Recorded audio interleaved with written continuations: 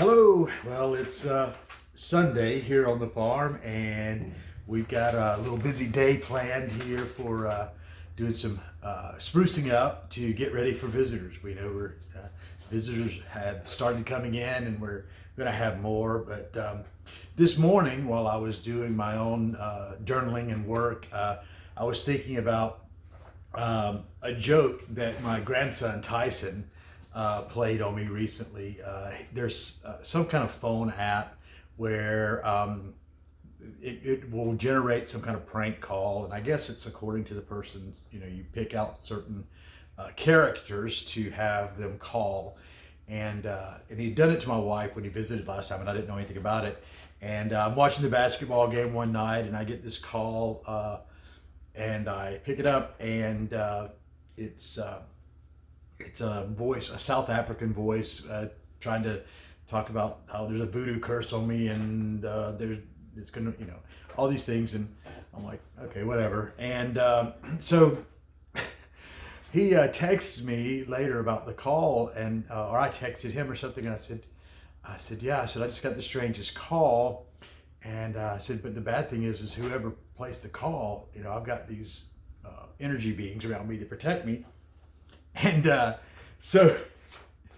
it's brought, they're gonna have a broken arm. And he texted back real quickly and said, "Oh no, it's me."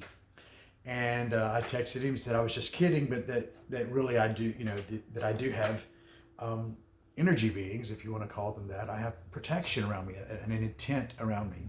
And he asked how he could do that. And so I said I would do a video on it. And this wasn't how this video intended, I intended for this video to come about, but I guess this really is that in a nutshell, how any of the manifestation works.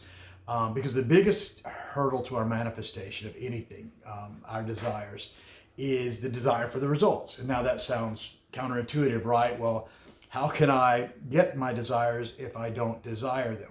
But it's a release for the desire for results. It's like, this is a thing, and it's a place of kind of an acceptance where you transform from I want this to where you're imagining and creating that mindset within yourself that you already have it. And because as long as we're still desiring the manifestation, it's still a desire. It's not a reality yet, and our mind will never receive it as a reality. It's like opening the oven door when a cake's baking, and it's not, the cake will never bake as long as you keep opening the oven door to check on it.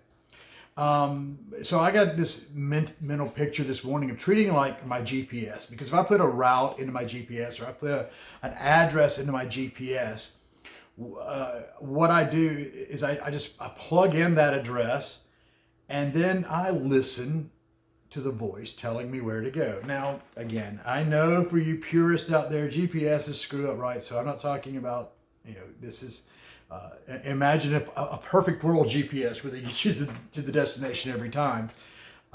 Because I've had GPSs take me down roads that just ended. Ended at a creek, nothing else.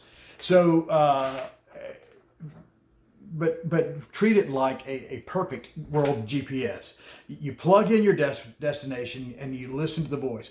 But like a real world GPS, there are things you need to know. One, you need to know, because it's a global positioning system, you need to know where you are, where your starting point is. And that's vital. That's where the work in meditation and things like that come about, is you know where you are.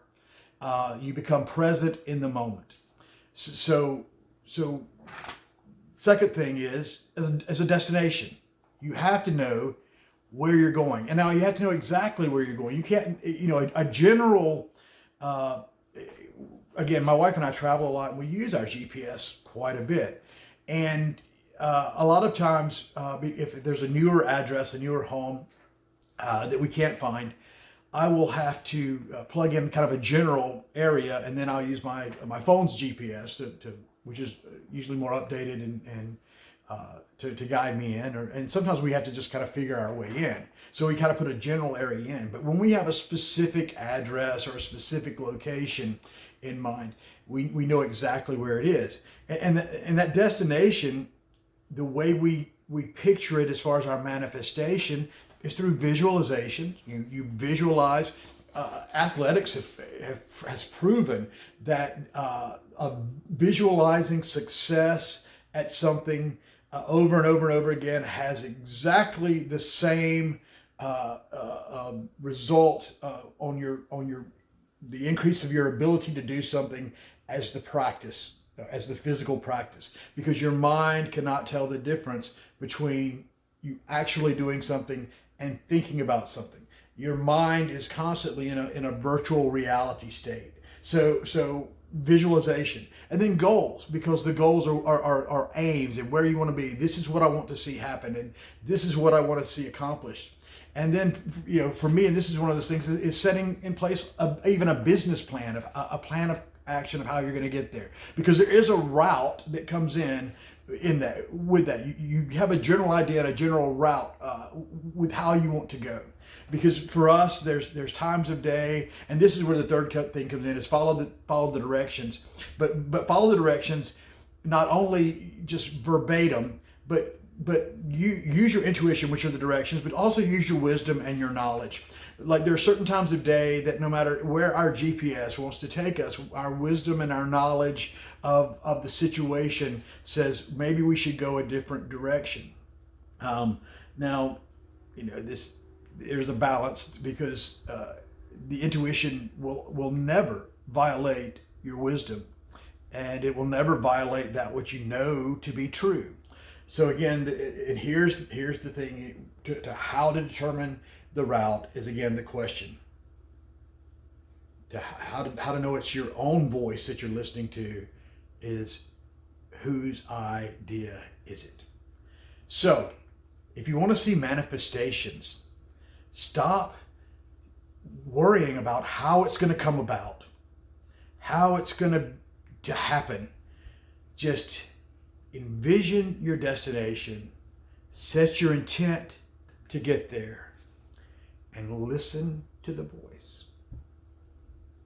Don't forget, today, 3 to 6 p.m., if you're in the Macon, Middle Georgia area, stop by Buckwheat Farms. We'll do a walkthrough, show you what we're doing as far as the permaculture is going on, show you what we got, what's growing, show you the pigs and the chicks, and maybe even we might even have a cup of our homemade tapachi for you to try. But we're here from 3 to 6 today, doing tours every 30 minutes. It'll be about a 15-minute walkthrough. So come see us, come see what's happening, come find out about permaculture and sustainability. We love you. Namaste.